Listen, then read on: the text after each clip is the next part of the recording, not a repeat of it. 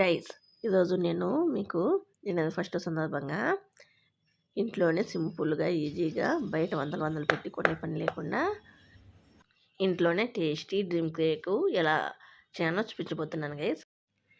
దీనికి మనము ముందుగా ఒక క్యారీ బాక్స్ తీసుకోవాలి.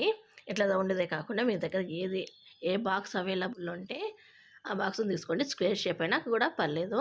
నేను ఇట్లా రౌండ్ షేప్ది బాక్స్ తీసుకున్నాను. దీంట్లోకి చాక్లెట్ కేకు పెట్టుకోవాలి. ఇలా చాక్లెట్ కేకు పెట్టుకున్న తర్వాత దీనిపైన అంతా షుగర్ సిరప్ వేసుకోవాలి. ఈ షుగర్ సిరప్ వేసుకున్న తర్వాత దీనిపైన విపిన్ క్రీము నేను వెనీలాదే పూసుకుంటున్నాను. ఓన్లీ వైట్ విపిన్ క్రీమే అప్లై చేసుకుంటున్నాను. మొత్తము బాగా ఈ బాక్స్కి మొత్తం చుట్టూ అయ్యేట్లుగా దీన్ని బాగా ఇలా అప్లై చేసుకోవాలి.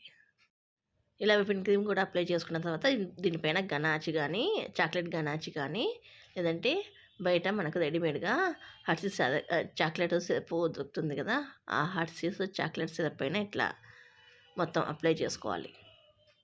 ఈ రెండిట్లో ఏదైనా కూడా పర్లేదు.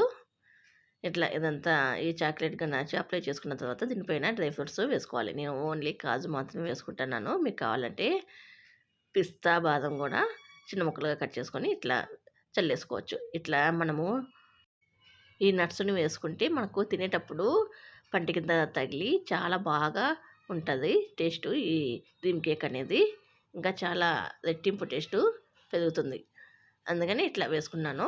ఇట్లా ఇవన్నీ వేసుకున్న తర్వాత దీనిపైన మళ్ళీ డార్క్ చాక్లెట్ కాంపౌండ్ని డబుల్ బాయిల్లో చేసుకొని నేను అప్లై చేసుకుంటున్నాను మొత్తం ఇట్లా పైన. ఇది ఈ డ్రీమ్ కేక్ అనేది 5 లేయర్గా ఉంటుంది. ఇలా మొత్తము ఇదంతా అప్లై చేసుకున్న తర్వాత దీనికి మూత పెట్టేసుకొని కనీసం 1 గంట సేపన్నా ఫ్రిడ్జ్లో పెట్టుకోవాలి. డీప్ ఫ్రిడ్జ్ కాదు, నార్మల్ ఫ్రిడ్జ్లో పెట్టేసుకుంటే మనకి బాగా సెట్ అయిపోతుంది. చూడండి గేస్, దీని సౌండ్ కూడా చాలా బాగుంటుంది.